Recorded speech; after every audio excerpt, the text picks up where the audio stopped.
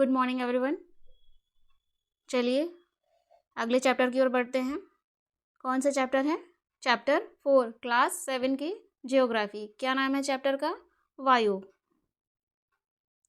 वायु, एयर। इसके बारे में हम इस चैप्टर में जानने वाले हैं। लास्ट चैप्टर क्या था? हमारी बदलती पृथ्वी, जिसे हमने जान लिया है ना। चलिए आगे बढ़ते हैं, देखते हैं इस चैप्टर के बारे में। आपको वायुमंडल याद है? कुछ भी वायुमंडल के बारे में मैंने आपको 6 क्लास में पढ़ाया है। ये क्या है? पृथ्वी।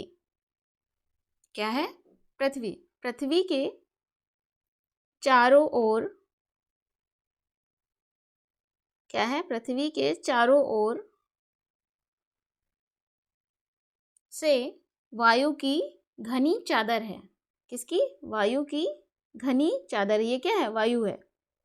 वायु ने चारों ओर से पृथ्वी को घेरा हुआ है, जिसे वायुमंडल कहते हैं। क्या कहते हैं? वायुमंडल कहते हैं। वायु ने पृथ्वी को चारों ओर से घेरा हुआ है, ठीक है, जिसे वायुमंडल कहते हैं।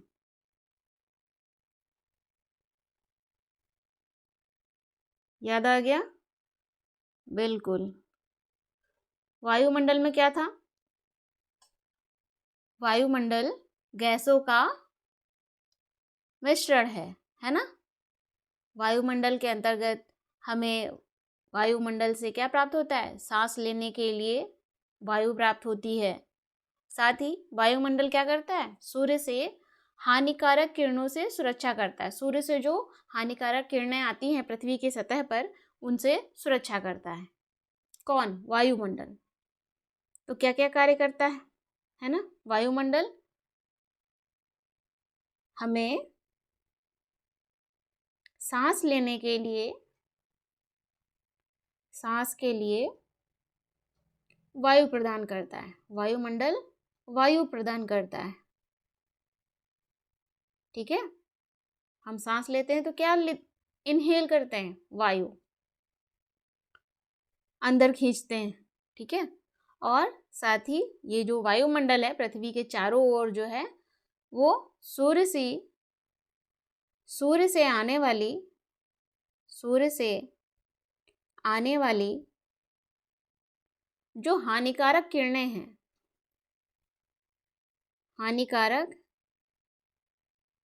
हैं, उनसे क्या करता है? सुरक्षा प्रदान करता है। सुरक्षा प्रदान करता है कौन? वायुमंडल।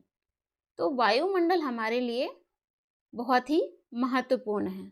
सबसे पहले तो हमने जान लिया क्योंकि वायुमंडल से हमें सांस लेने के लिए वायु प्राप्त होती है, साथ ही हमारी सुरक्षा होती है सूर्य से आने वाली हानिकारक किरणों से।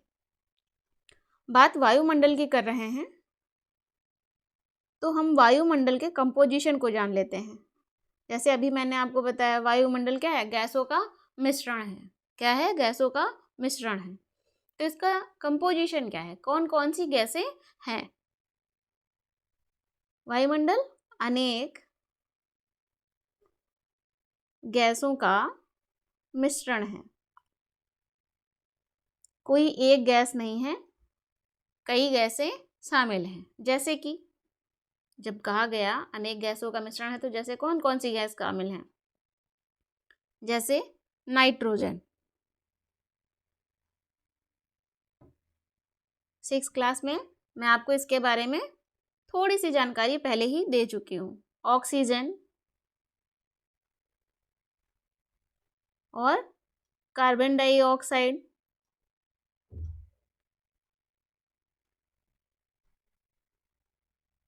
ठीक है।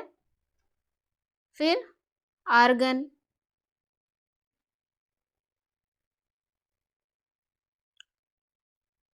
फिर हीलियम, ओजोन, हाइड्रोजन, इसके साथ ही धूल के कण भी हैं, साथ ही धूल के कण भी शामिल हैं। ठीक है, तो हमने जाना कि वायुमंडल अनेक गैसों का मिश्रण किस तरह से है। उसमें नाइट्रोजन है, ऑक्सीजन है, कार्बन डाइऑक्साइड है, आर्गन है, हीलियम है, ओजोन गैस है, हाइड्रोजन गैस है, साथ ही धूल के कण भी शामिल हैं। ठीक है, इस तरह से हमने वायुमंडल में ये गैसें शामिल हैं। अब हम इनके बारे में थोड़ी जानकारी ले लेते हैं। आपको पता चल गया वायुमंडल में कौन कौन सी गैसें शामिल हैं। कभी भी आपसे पूछा जाए वायुमंडल का कंपोजिशन क्या है, आपको मालूम होना चाहिए। और वायुमंडल क्या है, अनेक गैसों का मिश्रण है। ठीक है, इससे भी ज़्यादा यदि आपसे पूछा जाए तो पृथ्वी को चारों ओर से वायु की क्या है, एक घनी चादर घेरे रखती है। ठीक है, जिसे वायुमंडल कहते हैं। बात कर लेते हैं नाइट्रोजन गैस की।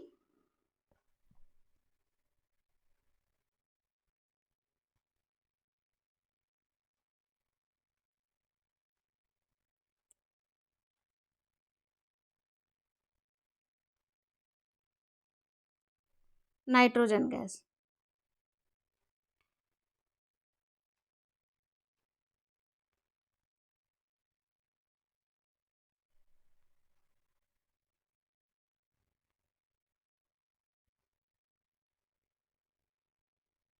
वायुमंडल में नाइट्रोजन गैस कितने प्रतिशत पाई जाती है? 78%। 78% नाइट्रोजन वायुमंडल में पाई जाती है। और वायुमंडल में ये जो गैस है वो सर्वाधिक है, सबसे अधिक यही गैस मिलती है। ठीक है, हम जब सांस लेते हैं तो सांस लेने में हमें चाहिए तो ऑक्सीजन होती है। ठीक है, सांस लेने के लिए हमें क्या चाहिए, हमारे शरीर को क्या चाहिए, ऑक्सीजन चाहिए। लेकिन केवल ऑक्सीजन नहीं जाती, उसके साथ पूरा बंच जाता है, वायु जाती है। वायु में ये सभी गैसें क्या होती है, शामिल होती हैं। ठीक है, तो जब हम सांस लेते हैं तो ऑक्सीजन के साथ साथ नाइट्रोजन गैस भी जाती है हमारे शरीर में, लेकिन फिर वो बाहर भी वापस आ जाती है। ठीक है,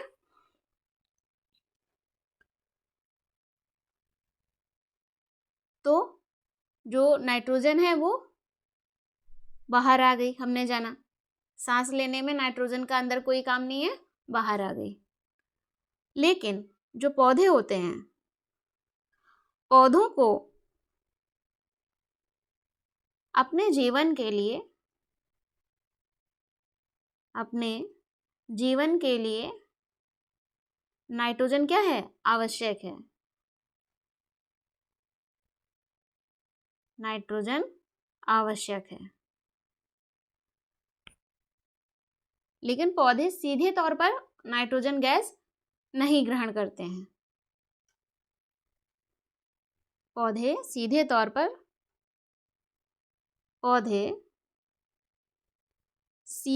पर सीधे सामने से कि नाइट्रोजन गैस वातावरण में है और मैं सीधे नाइट्रोजन गैस को ही उपयोग में ले लेता हूँ, ऐसा नहीं करते हैं पौधे। तो सीधे नाइट्रोजन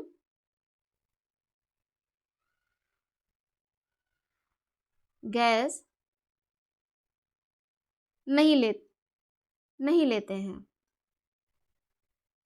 ठीक है, फिर कैसे नाइट्रोजन ग्रहण करते हैं? क्या होता है, कुछ पौधे हैं या मृदा में, मिट्टी में कुछ जीवाणु पाए जाते हैं। ये नाइट्रोजन को क्या करते हैं, कुछ पौधों में और कुछ मृदा में जीवाणु पाए जाते हैं जो नाइट्रोजन का क्या करते हैं, नाइट्रोजन का रूप परिवर्तित कर देते हैं। तो पौधे नाइट्रोजन का जो परिवर्तित रूप होता है उस रूप में ग्रहण करते हैं। डायरेक्ट नाइट्रोजन के रूप में पौधे इसे ग्रहण नहीं कर सकते हैं। जब ये नाइट्रोजन का रूप परिवर्तित हो जाता है तो इस रूप में प्रयोग करते हैं।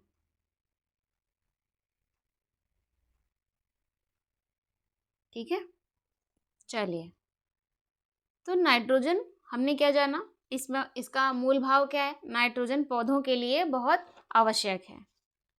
स्पष्ट है? अगली गैस को जानते हैं, ऑक्सीजन। ऑक्सीजन किसके लिए सबसे अधिक आवश्यक है? मनुष्य, पशु या जीवित जीवों के लिए ऑक्सीजन बहुत आवश्यक है, सांस लेने के लिए। क्यों? सांस लेने के लिए बहुत आवश्यक है।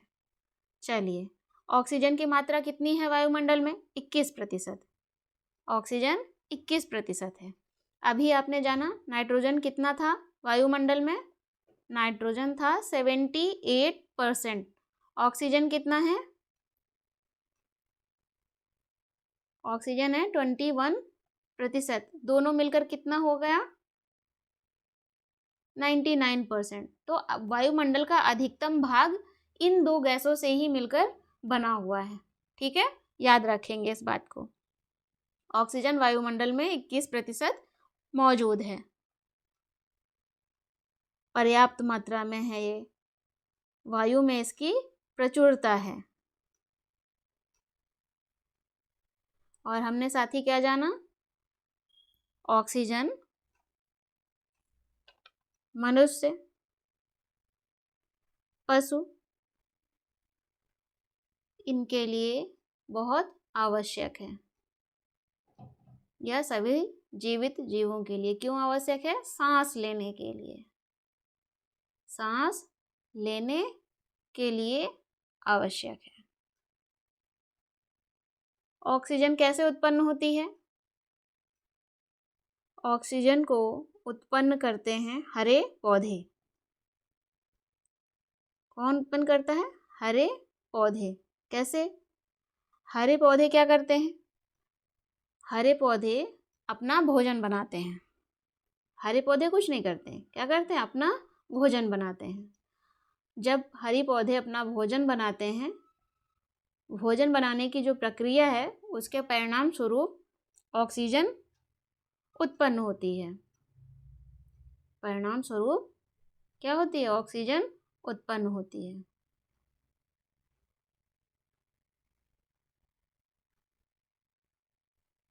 ठीक है, तो इस तरह से ऑक्सीजन के बारे में हमने जान लिया। हरे पौधे यहाँ पे नोट कर लीजिएगा, आप याद रखेंगे कि जो हरे पौधे हैं उनसे ही हमें ऑक्सीजन प्राप्त होती है। तो जो भी हरे पौधे काटे जा रहे हैं, जंगल काटे जा रहे हैं, उन्हें नहीं काटा जाना चाहिए या उन्हें नष्ट किया जा रहा है किसी भी तरीके से, तो उन्हें नहीं किया जाना चाहिए, क्योंकि हमें ऑक्सीजन वहीं से प्राप्त होती है। यदि हरे पौधे नहीं होंगे तो हमें ऑक्सीजन भी प्राप्त नहीं होगी, और अगर हमें ऑक्सीजन प्राप्त नहीं होगी तो क्या होगा? क्या हम जीवित रहेंगे? बिना सांस लिए क्या हम जीवित रह सकते हैं? नहीं ना। तो जब हम जीवित ही नहीं रह सकते हैं तो फिर सोच सकते हैं आप क्या होगा? हम तो रहे ही नहीं, अब क्या बोलूं मैं आपको। चलिए आगे बढ़ते हैं। अगली कौन सी गैस है? Carbon dioxide. कार्बन डाइऑक्साइड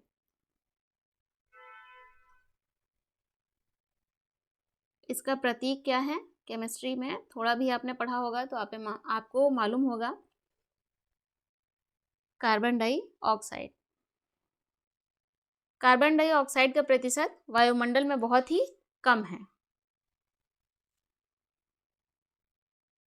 लगभग 0.03%। अभी इसका प्रतिशत शायद कुछ बढ़ा भी है, लेकिन अभी हम इसे ही मानकर चलते हैं।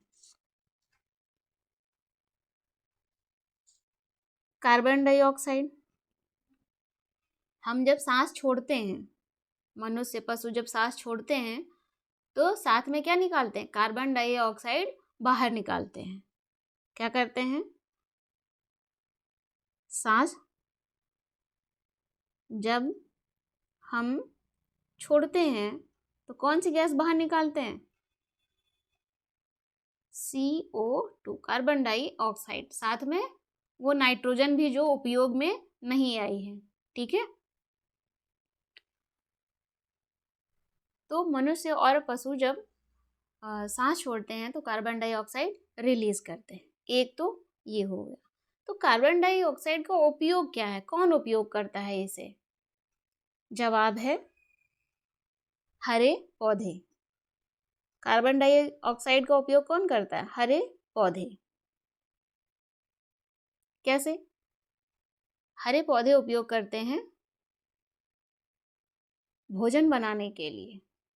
आपने अभी ऑक्सीजन उत्पन्न करने के क्रम में जाना था। हरे पौधे ऑक्सीजन उत्पन्न करते हैं।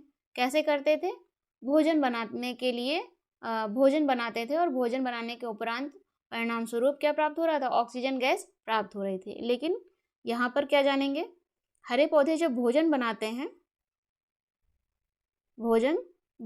तो भोजन बनाने के लिए उन्हें कार्बन डाइऑक्साइड चाहिए होती है।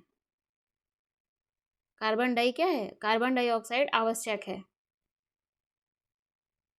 का उपयोग करते हैं।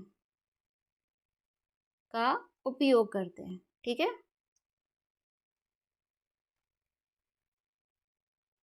कार्बन डाइऑक्साइड का उपयोग करके भोजन बनाते हैं, जिसके पश्चात क्या होगा? ऑक्सीजन उत्पन्न होती है। तो जो हम कार्बन डाइऑक्साइड छोड़ रहे हैं उसे कौन ग्रहण कर रहा है? हरे पौधे। ऑक्सीजन, ये ऑक्सीजन का प्रतीक है। ऑक्सीजन छोड़ते हैं। पौधे कार्बन डाइऑक्साइड का उपयोग करते हैं भोजन बनाने में और ऑक्सीजन छोड़ते हैं। तो हमारे द्वारा छोड़ी गई कार्बन डाइऑक्साइड का उपयोग कौन कर रहा है? हरे पौधे। बदले में हमें क्या मिल रहा है? हमारे द्वारा छोड़ी गई कार्बन डाइऑक्साइड का उपयोग हरे पौधे करते हैं और वो जब अपना भोजन इसके उपयोग से बना लेते हैं तो बदले में हमें ऑक्सीजन प्राप्त होती है, क्योंकि पौधे ऑक्सीजन छोड़ते हैं। तो पौधों के लिए कार्बन डाइऑक्साइड क्या है? बहुत ही आवश्यक है। बहुत ही आवश्यक है। मनुष्य और पौधे दोनों मिलकर जो भी कार्बन डाइऑक्साइड छोड़ते हैं, ठीक है, और पादप जो जितने भी पेड़ पौधे हैं उनके द्वारा प्रयोग की जाने वाली जो गैस है कार्बन डाइऑक्साइड, दोनों का जो संतुलन है वो लगभग क्या है? बराबर है। लेकिन जब हम कोयला या फिर खनिज तेल को क्या करते हैं? जलाते हैं, ईंधनों के रूप में उपयोग करते हैं। कोयला, खनिज तेल, इन्हें हम जलाते हैं या इनका ईंधनों के रूप में उपयोग करते हैं।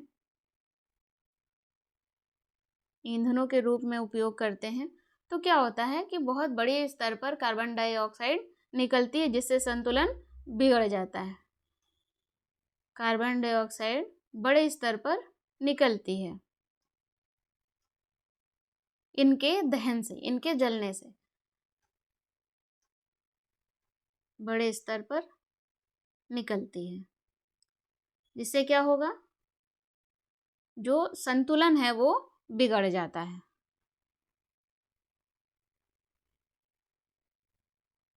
कैसा संतुलन?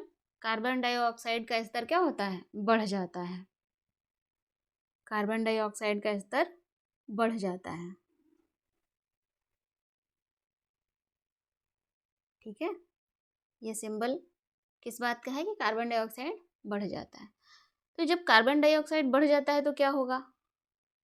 पृथ्वी पर मौसम और जो जलवायु होती है वो क्या होती है? प्रभावित होने लगता है। एक सीमा तक ही कार्बन डाइऑक्साइड पृथ्वी के लिए क्या है? अच्छा है, जिससे पृथ्वी पर रहने योग्य मौसम या स्थिति उत्पन्न होती है।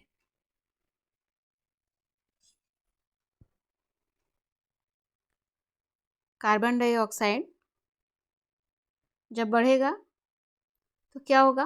पृथ्वी पर जो मौसम है या जो जलवायु है पृथ्वी की, वो क्या होने लगती है? प्रभावित होने लगती है। प्रभावित होने लगती है।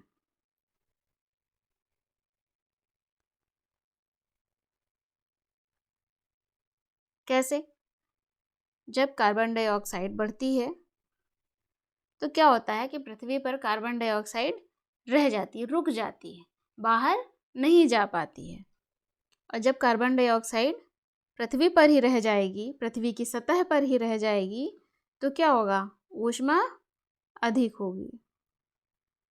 इससे क्या होगा? पृथ्वी का तापमान बढ़ेगा। क्या होगा? पृथ्वी का तापमान बढ़ेगा। और पृथ्वी का तापमान बढ़ेगा, फिर क्या होगा? ग्रीन हाउस प्रभाव जन्म लेगा। ग्रीन हाउस प्रभाव पैदा होगा, है ना? इसीलिए कार्बन डाइऑक्साइड को क्या कहते हैं? ग्रीन हाउस गैस भी कहते हैं, क्योंकि इससे क्या उत्पन्न हो रहा है? ग्रीन हाउस प्रभाव उत्पन्न हो रहा है। मान लेते हैं कार्बन डाइऑक्साइड पृथ्वी पर ना हो। मान लेते हैं अगर कार्बन डाइऑक्साइड पृथ्वी पर ना हो, जैसे कि हम देख रहे हैं कि ग्रीन हाउस गैस इसे कहते हैं, ग्रीन हाउस प्रभाव उत्पन्न हो रहा है ना? ग्लोबल स्थिति क्या हो रही है? अच्छी नहीं है, भूमंडलीय प्रभाव बढ़ेगा। तो मान लेते हैं कि कार्बन डाइऑक्साइड पृथ्वी पर ना हो या अभाव हो, तब क्या होगा? तब पृथ्वी पर रहना क्या हो जाएगा? बहुत ही कठिन हो जाएगा। क्यों? क्योंकि जब कार्बन डाइऑक्साइड नहीं होगी तो बहुत ही ठंडी होगी, पृथ्वी की सतह कैसी होगी? बहुत ही ठंडी होगी, जिससे रहना क्या हो जाएगा? लगभग असंभव। और कार्बन डाइऑक्साइड यदि बहुत अधिक हो जाएगी तो तापमान बढ़ेगा, ऊष्मा बढ़ेगी, जिससे तापमान बढ़ेगा, और तापमान बढ़ेगा तो ग्लोबल वार्मिंग होगी, और ग्लोबल वार्मिंग होगी तो चलिए इसे भी लिख देती हूँ। ग्लोबल वार्मिंग होगी तो क्या होगा? बर्फ पिघलेगी बड़े स्तर पर। आप अक्सर न्यूज़ देखते रहते होंगे, जिसमें जानते हैं कि बड़े बड़े जो ग्लेशियर हैं वो पिघल रहे हैं, बहुत तेजी से के साथ पिघल रहे हैं। चलिए थोड़ा लिख लेते हैं। कार्बन डाइऑक्साइड जब बढ़ेगा तो क्या होगा? ऊष्मा बढ़ेगी। ये किसका सिंबल है? बढ़ने का। ऊष्मा बढ़ रही है, ठीक है। ऊष्मा बढ़ेगी तो तापमान बढ़ेगा, है ना? और तापमान बढ़ेगा तो क्या होगा? ग्लोबल वार्मिंग होगी,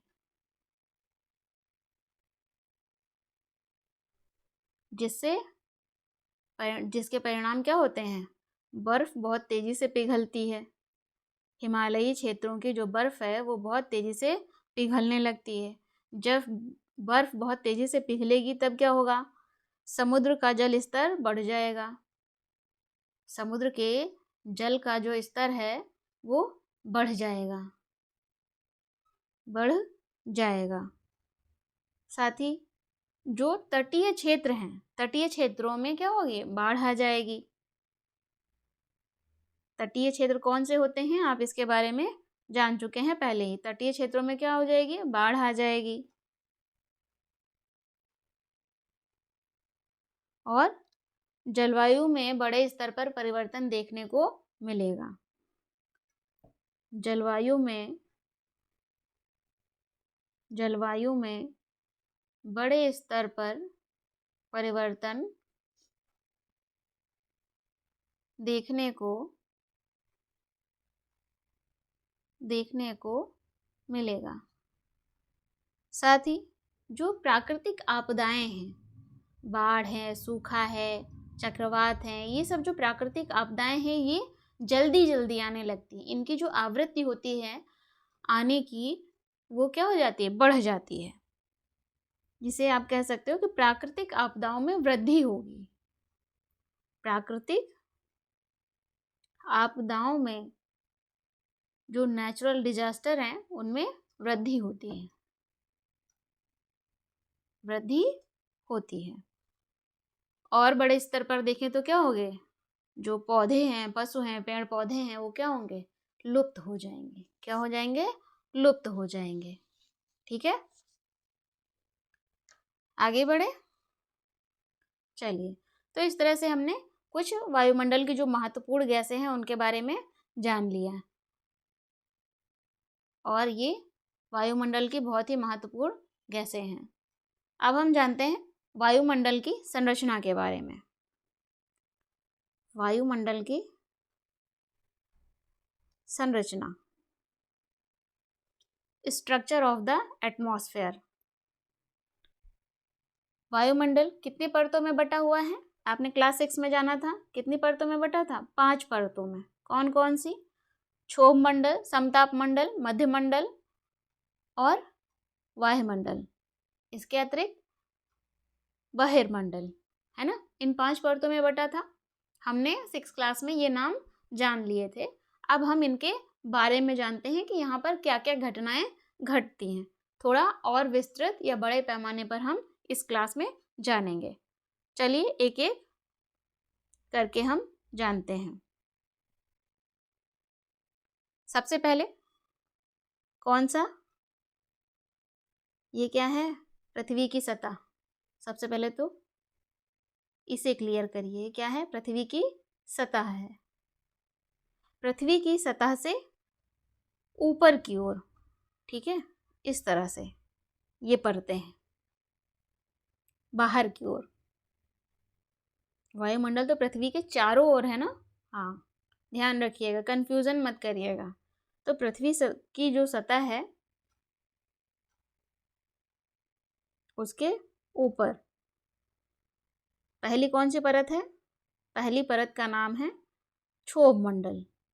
क्या नाम है? क्षोभ मंडल। नामों से आप परिचित हैं इसलिए मैं आपसे पूछ रही हूँ, जिसे इंग्लिश में क्या कहते हैं? ट्रोपोस्फेयर।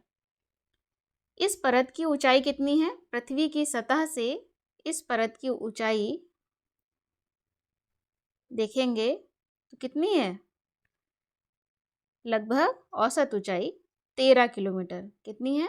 13 किलोमीटर है।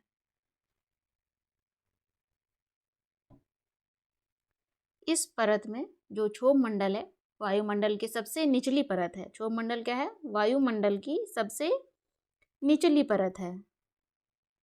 सबसे निचली परत है, ठीक है। और इसी मंडल में मौसम की सभी घटनाएं घटती हैं। इसी मंडल में मौसम की सभी घटनाएं घटती हैं। कौन सी घटनाएं?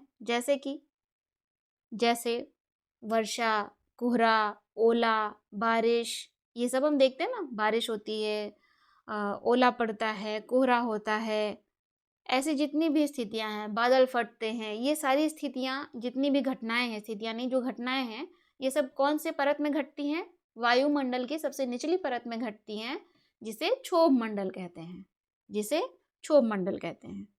कुछ उदाहरण लिख लीजिए आप लोग। वर्षा, कोहरा, ओला, वर्षण, इसी में होते हैं, ठीक है। चलिए अगली परत की ओर बढ़ते हैं। पृथ्वी की सतह से, सतह के पास जो परत है वो कौन सी है? क्षोभ मंडल। इसके ऊपर यदि हम देखेंगे तो कौन सी परत हमें मिलने वाली है? दूसरी परत का नाम क्या है? समताप मंडल। समताप मंडल, स्ट्रेटोस्फेयर,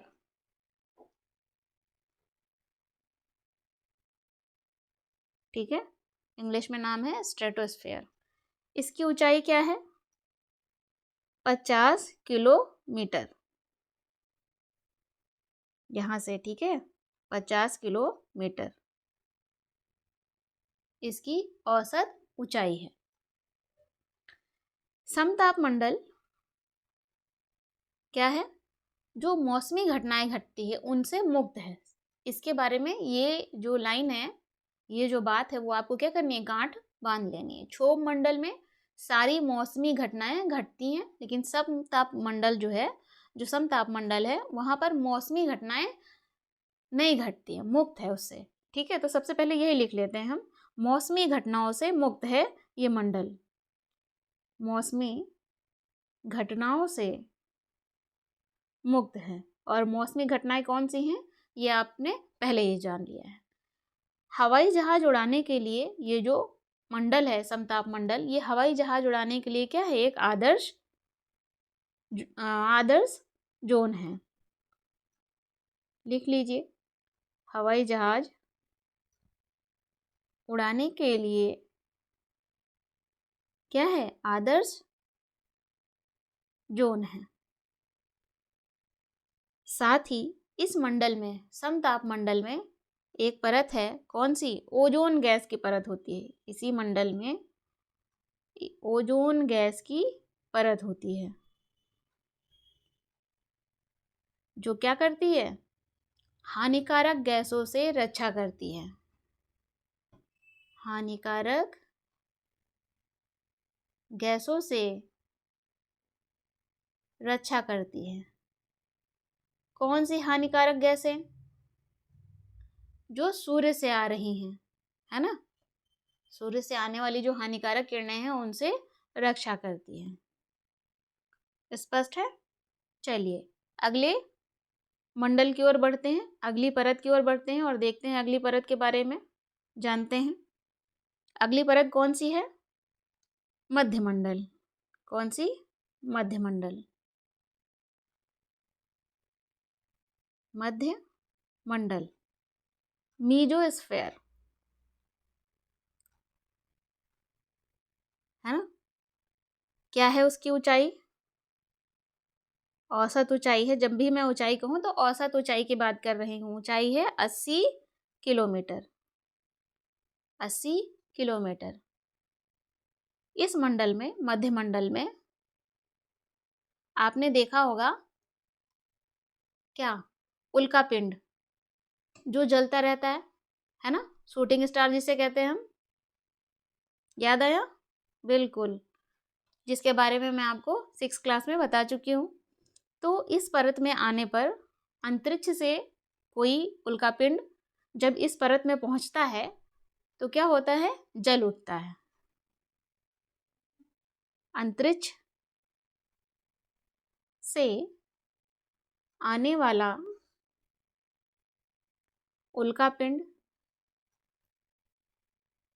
इस परत में आने पर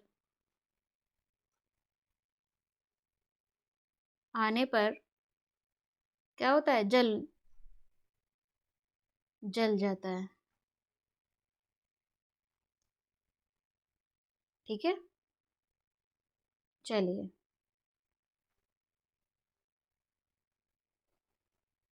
अगली परत की ओर बढ़े। क्या है अगली परत का नाम, वायुमंडल। वायुमंडल,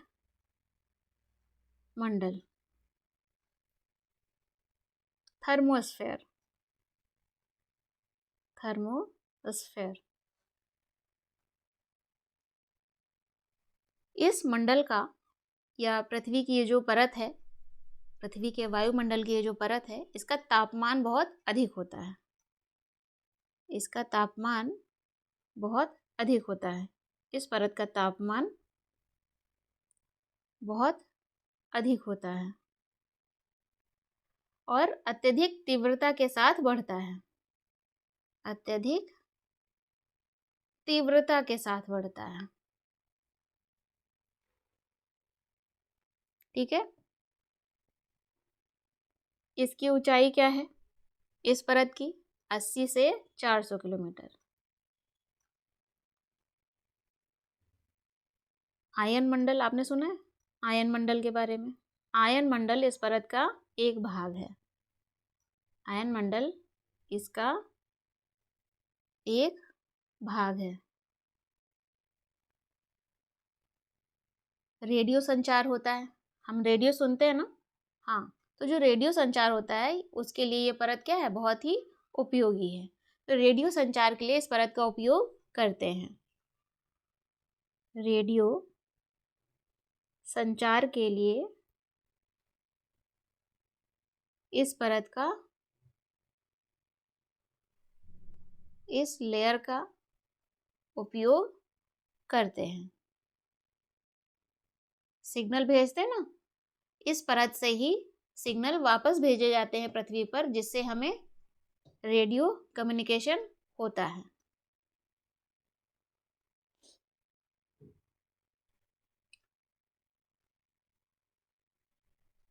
अगली परत की ओर बढ़ते हैं और वो क्या है, लास्ट परत भी